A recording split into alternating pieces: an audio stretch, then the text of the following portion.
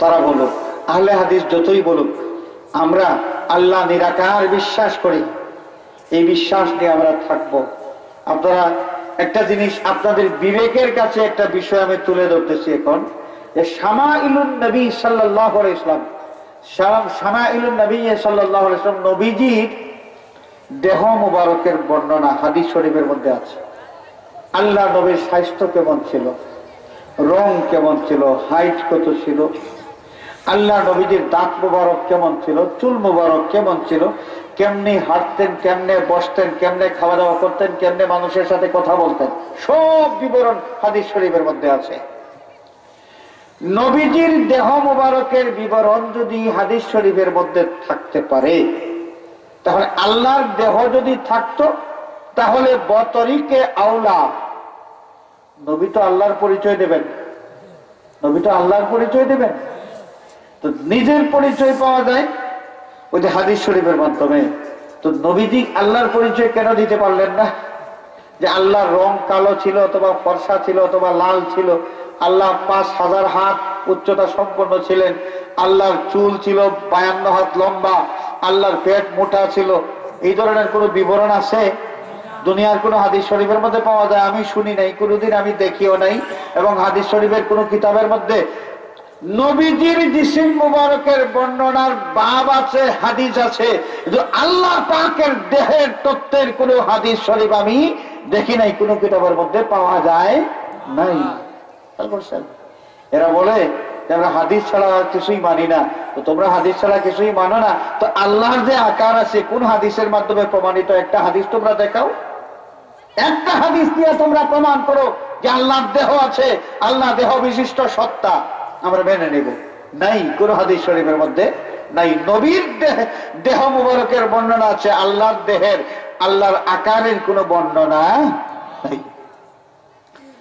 আল্লাহ নিরাকার, সেই নিরাকার আল্লাহর ইবাদত বন্দেগী আমরা করে যাচ্ছি সারা জীবন।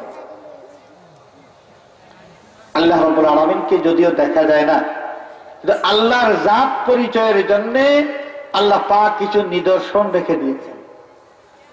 আমার কথাটা, আগের কথাগুলো তো খেয়াল আছে। রাষ্ট্রের পরিচয় দেওয়ার জন্য যেমন পতাকা, হিন্দুর জাতির পরিচয়ের জন্য পৈতা, মুসলমানের জাত পরিচয়ের জন্য যেভাবে টুপি। তো আল্লাহ রাব্বুল আলামিনকে যদিও দেখা যায় না, তো আল্লাহ পাকের জাতকে উপলব্ধি করার জন্য কিছু নিদর্শন আল্লাহ রাব্বুল আলামিন রেখে দিয়েছেন। সুবহানাল্লাহ। সেই নিদর্শনগুলো কোন পাহাড় পর্বত হইতে পারে, সেই নিদর্শন কোন মরুভূমি হইতে পারে, সেই নিদর্শন কোন জীব জন্তু হইতে পারে, সেই নিদর্শন কোন মানুষ হইতে পারে। আপনাদের এলাকায় টিলা আছে কিনা আমার জানা নাই। টিলা, টিলা বুঝি তো আমরা, ছোট ছোট পাহাড়, টিলা। টিলার মাঝখানে, দুইটা টিলার মাঝখানে যদি দৌড়াদৌড়ি করে জীবন আপনি কাটায় দেন, আপনার কিছু হবে কি হবে না এই ধরনের কোনো গ্যারান্টি নাই। কিন্তু কাবা শরীফের পাশে ছোট্ট ছোট্ট দুইটা পাহাড়, দুইটা টিলা, একটার নাম সাফা আর একটার নাম মারওয়া। ওই দুইটা টিলার মাঝখানে দৌড়াদৌড়ি না করলে আপনার হজ শুদ্ধ হবে না। কারণ হজ্জের 5টা ওয়াজিব। ওয়াজিব কয়টা? হজের 5টা ওয়াজিব।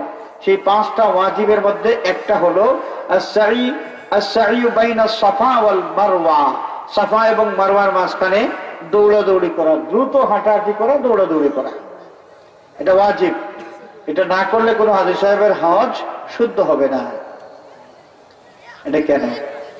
দুনিয়ার কোন পাহাড়ের মাঝখানে দৌড়াদৌড়ি করলে কিছুই যায় আসে না। তো এই দুই পাহাড়ের মাঝখানে হাজী সাহেবের দৌড়াদৌড়ি না করলে হজ কবুল হয় না, হজ শুদ্ধ হয় না। তার কারণ ইন্নাস সাফা ওয়াল মারওয়াতা মিন শাইরিল্লাহ ফামান হাজ্জাল বাইতা আও ইতামারা ফালা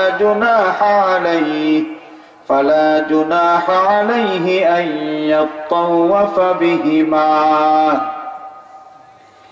আল্লাহ রাব্বুল আলামিন কোরআনে পাকে জানিয়ে দিয়েছেন, কাবা শরীফের কিনারে সেই ছোট্ট দুইটা পাহাড় সাফা এবং মারওয়া মিন শাইরিল্লাহ, আল্লাহর নিদর্শনগুলোর মধ্যে দুইটা নিদর্শন। যে সাফা এবং মারওয়া পাহাড়, এই পাহাড় নিয়ে যদি আমরা চিন্তা করি আল্লাহ রাব্বুল আলামিনের জাতের কিছু পরিচয় পাওয়া যাবে। হাজিরিন কেরাম, মানুষের মধ্যে কিছু মানুষ যারা আল্লাহর নিদর্শন, জমিনের মধ্যে কিছু জমিন আল্লাহর নিদর্শন। আরাফার ময়দান খোলা ময়দান, আরাফার ময়দান খোলা ময়দান, মরুভূমি, এমন মরুভূমি আরাফার ময়দানের মতো প্রান্তর এই আরবের জমিনে অনেকগুলো আছে, অভাব নেই। গোটা আরবই তো ময়দান, মরুভূমি আর মরুভূমি। দুনিয়ার কোন মরুভূমিতে সারাটা জীবন ঘোরাঘুরি করলেও একজন মানুষের এক বিন্দু গুনাহ মাফ করে দেওয়া হবে এমন কোন গ্যারান্টি দেওয়া হয় নাই।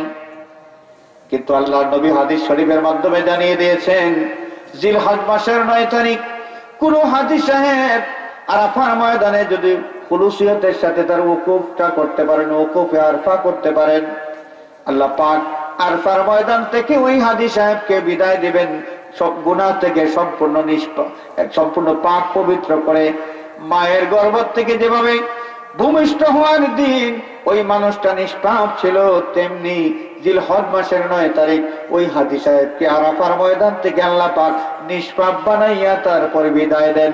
আরাফার ময়দানের ওকুফ করলে জীবনের সমস্ত গুনাহগুলো মাফ হয়ে যায়। আরাফার ময়দানের তো দাম। উকুফে আরফা সারাদিন করতে হয় না।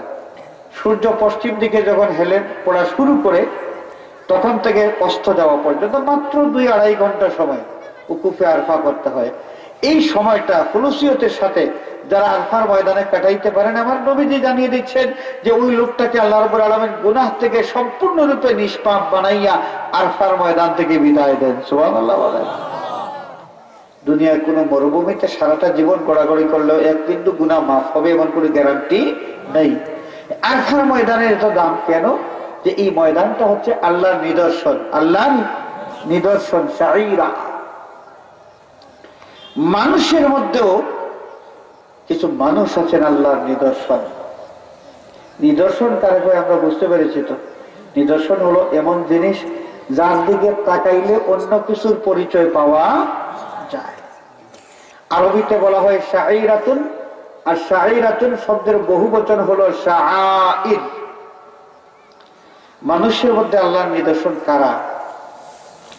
কোরআনে কারীমের মধ্যে ওলি আল্লাহ সম্পর্কে, ওলি আল্লাহর ফজিলত সম্পর্কে আল্লাহ রাব্বুল আলামিন অনেক আয়াতে কারিমা নাযিল করেছেন। সাহাবায়ে কেরাম ওলি আল্লাহ শব্দ শুনেছেন, কিন্তু আসল বিষয়টা পরিষ্কার হয় নাই তাদের কাছে।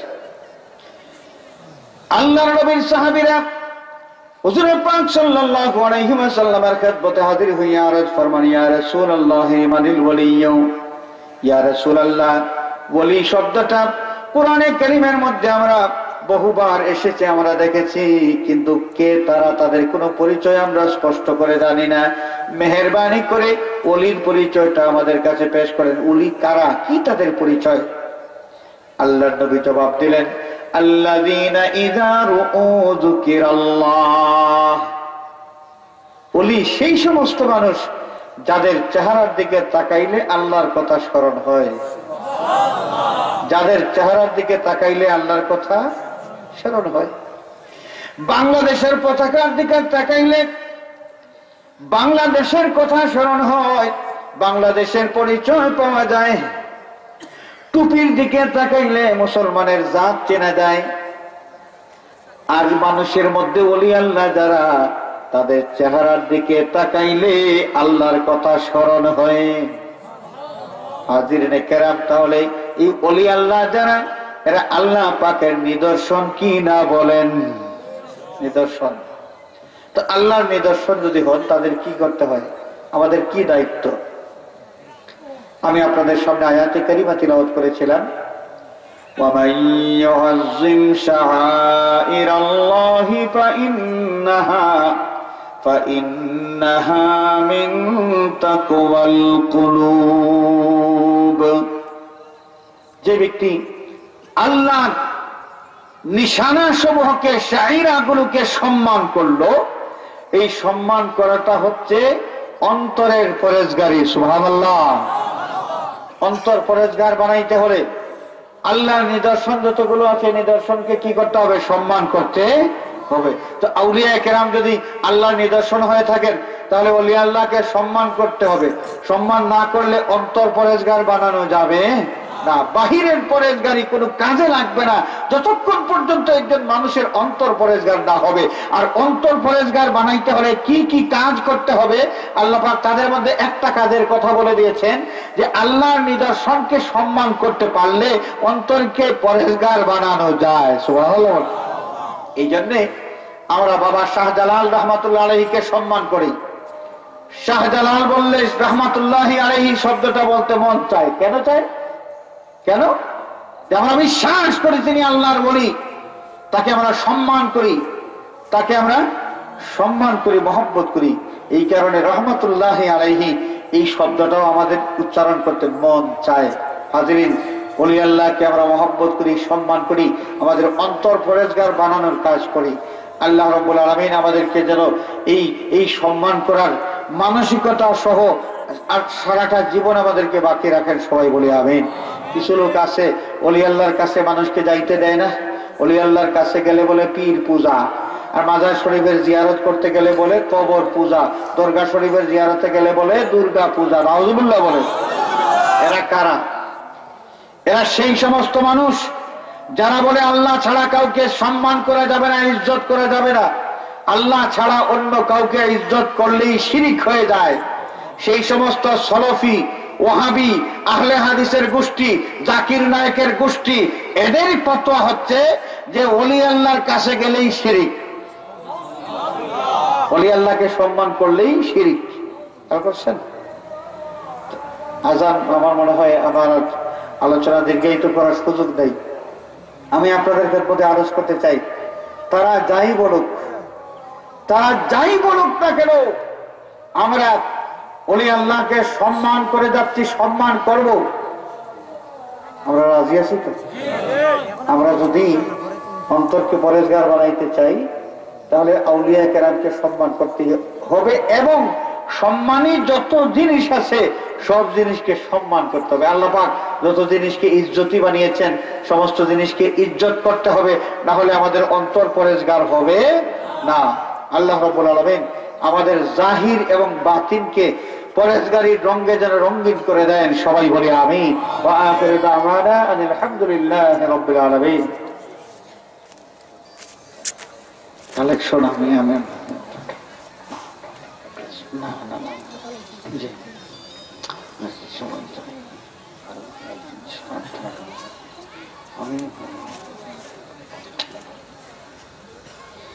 सल्लल्लाहु अला सय्यदिना व मौलाना मुहम्मद व अला आलिहि व अस्हाबिहि व सल्लम।